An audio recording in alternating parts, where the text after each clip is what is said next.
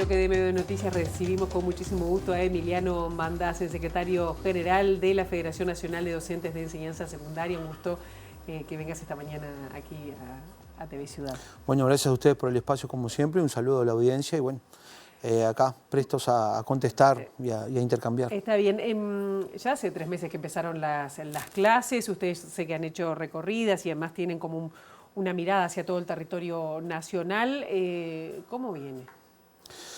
Y bueno, venimos de un proceso de profundo deterioro de aspectos sustanciales de lo que es un marco democrático de funcionamiento en la educación en general y en la educación media en particular, y venimos con la expectativa de que se vayan revirtiendo determinados procesos que generen nuevamente confianza al gremio docente en su conjunto, a los trabajadores en su conjunto, y podamos instalar un proceso que logre de alguna manera revertir todo ese retroceso y establecer un sistema educativo que pueda, de alguna manera, como una política de Estado, revertir determinados procesos o colaborar en determinados procesos donde haya un acceso democrático al conocimiento.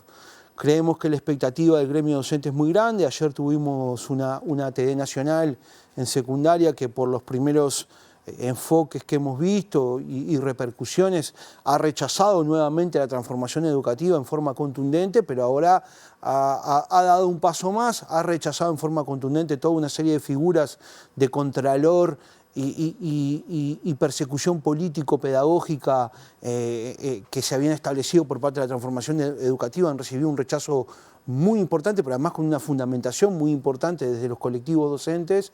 Y bueno, y esperemos que este nuevo Codicen de la ANEP, junto con las direcciones generales, que esperemos que se conviertan en consejos rápidamente, comiencen un proceso de revisión profundo de la transformación educativa y revertir todos aquellos aspectos de mayor retroceso. Para algunos de nosotros hay que ir a un desmantelamiento de este proceso, porque si bien algunos actores o algunos analistas dicen que no tuvo cambios de fondo, sí los tuvo, porque circunscribir la educación a meramente un marco competencial es reducir la posibilidad de acceso democrático al conocimiento. Entonces, ¿y eso en qué sentido y en qué se ve? Y me quedé pensando en eso que dijiste de persecución político-pedagógica.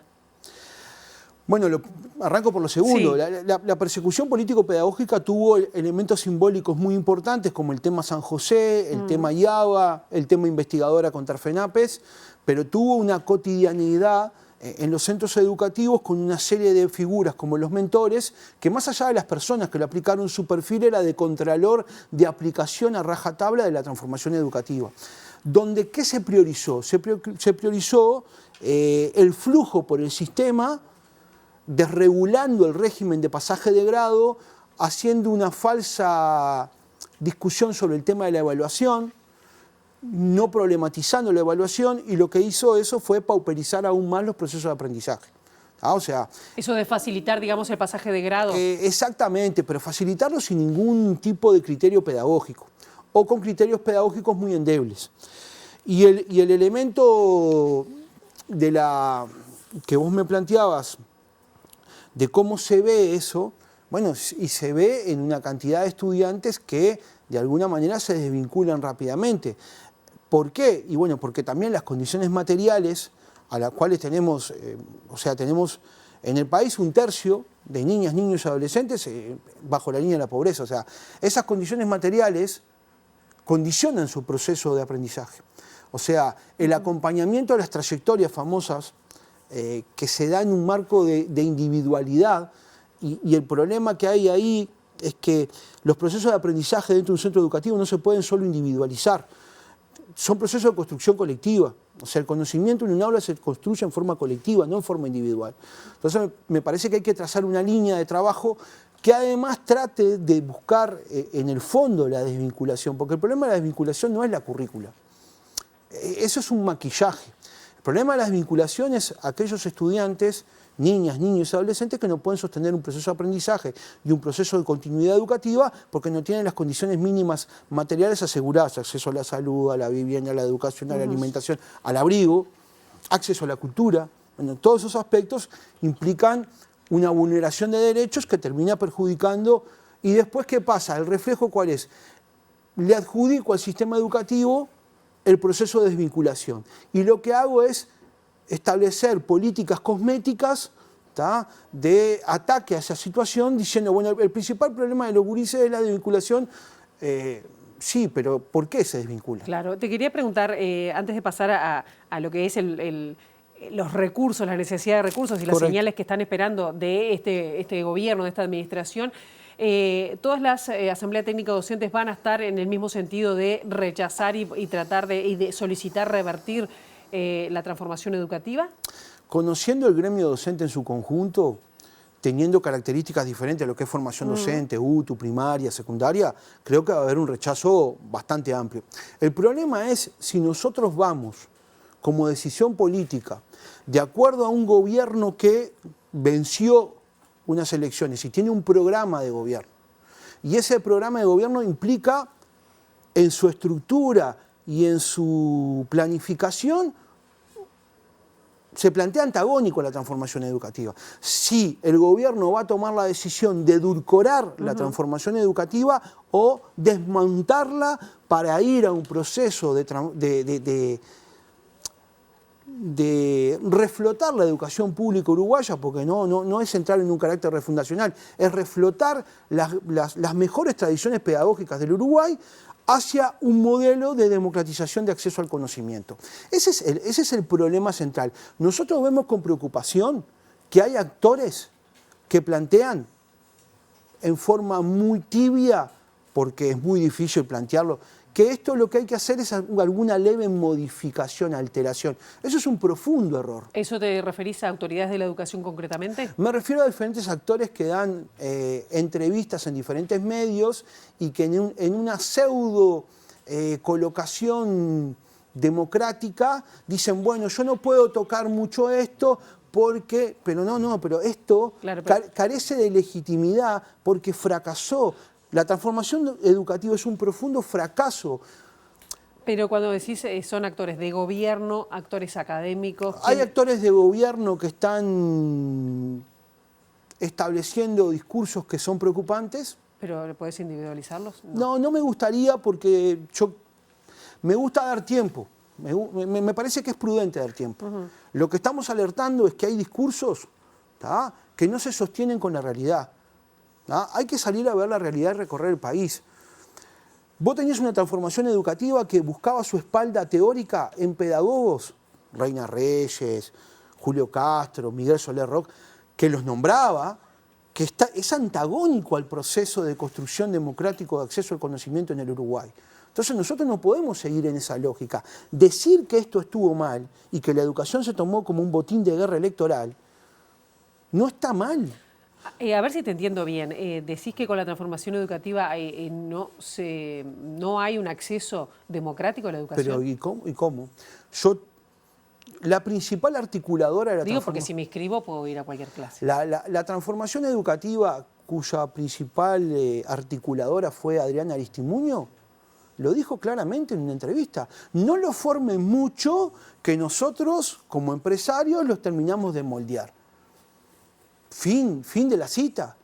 Eso es tratar de vulnerar el acceso democrático al conocimiento, porque el acceso democrático al conocimiento, ¿qué implica? El acceso a el conocimiento socialmente acumulado a lo largo de la historia de todos y todas en cualquier territorio. Yo me pregunto, ¿por qué un estudiante de un sector del quintil más alto no se cuestiona que aprenda literatura, historia, filosofía, que tenga una formación integral?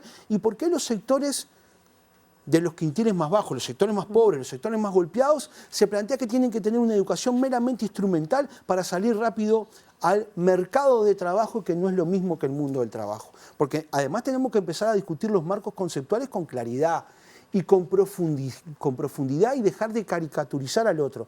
Por eso estoy siendo prudente en el tema de los nombres, porque la discusión es de fondo y esta discusión también está imbricada directamente con la discusión presupuestal. Claro, eso te iba a preguntar, porque bueno, ¿qué señales vienen teniendo de las autoridades, teniendo en cuenta que se está definiendo el presupuesto para los próximos 5 años? Yo creo que lo primero que hay que hacer con la rendición de cuentas que está cerrando es transparentar, principalmente en educación y en otros lugares del Estado, qué se hizo con la plata y qué déficit hay. Y después hay que ir a buscar recursos donde no se pongan como antagónicos problemas que son de emergencia nacional, varios de ellos. A ver. Primera infancia, la pobreza estructural. Presupuesto para la primera infancia no puede ser antagónico con presupuesto educativo. Presupuesto para la primera infancia y para la educación no puede ser antagónico con un sistema de cuidado fuerte que nos va a permitir que muchas trayectorias educativas no se interrumpan porque muchos estudiantes tienen que cuidar a sus hermanos o muchas madres adolescentes tienen que terminar abandonando sus estudios para el cuidado de sus hijos. Estos tres componentes no pueden ser antagónicos con un sistema de salud muy fuerte. Todo esto no puede ser antagónico con un sistema de acceso a la vivienda. Y hay señales que se va a atender eso y que se va a ver reflejado en el caso de ustedes. Pero el problema es que el Estado uruguayo tiene que dejar de ver como gasto lo que es inversión a mediano y largo plazo. Si nosotros accedemos a los sectores más vulnerables a una formación integral, que implica la extensión del tiempo pedagógico real, la extensión del tiempo pedagógico no es estar en una institución y después hago un convenio con un club y va 2 horas ahí porque hice un convenio con un club. La extensión del tiempo pedagógico es generar centros educativos que puedan extender el tiempo pedagógico, donde haya una alimentación, donde haya acceso a lo lúdico y donde haya una formación integral en la tarde. No lo ven a eso, no lo están viendo. Yo creo que yo aspiro a verlo. Hay un programa que dice 6+1 para la educación. Bueno, yo creo que hay que dictar una cadencia presupuestal que implicaría aproximadamente en el quinquenio unos 1.500 millones de dólares para llegar al 6+1, porque lo que también, el mito que cayó, que se instaló en la campaña pasada electoral, es que los recursos daban. Había un problema de gestión de los recursos. Bueno, el propio Robert Silva, que tomó como botín de guerra electoral la educación, terminó yendo a pedir más recursos. Lamentablemente la mayoría de esos recursos se los gastó en su promoción personal, y en una carrera político-partidaria que quería hacer con la espalda de la ANEP. Que por las señales que dan las nuevas autoridades eso no va a ocurrir y lo saludamos. Parece una señal muy importante. Quiero hablar también de las señales buenas. Que la ANEP haya construido en los centros educativos que se debata la memoria, en el mes de la memoria, parece clave. Que en el día de ayer el director general de secundaria envió una carta a todas las asambleas técnico-docentes diciendo que se va a amparar a los docentes en el pleno ejercicio de la libertad de cátedra es fundamental. Ahora, todo eso tiene que estar acompañado de un trabajo de estructuración, de revertir una transformación educativa que ha sido nefasta para la educación pública. Bien, Emiliano, nos quedamos sin tiempo, pero bueno, no va a ser la última vez porque el tema de la educación es uno de los temas centrales que se ha debatido, no solo en campaña electoral, sino que preocupa a todas las familias. Gracias. Lo último, sí. Para que realmente tengamos un debate presupuestal honesto, hay que darle cadencia al 6+1 y hay que ir a buscar los recursos donde haya que buscarlos. Es un tema de país y en esto sí se nos va la perspectiva de esa sociedad del conocimiento que pasamos hablando y de esa sociedad democrática y de ese país mucho más justo. Entonces hay que discutirlo y hay que ir a buscar esos recursos ineludiblemente. Muchas gracias a ustedes.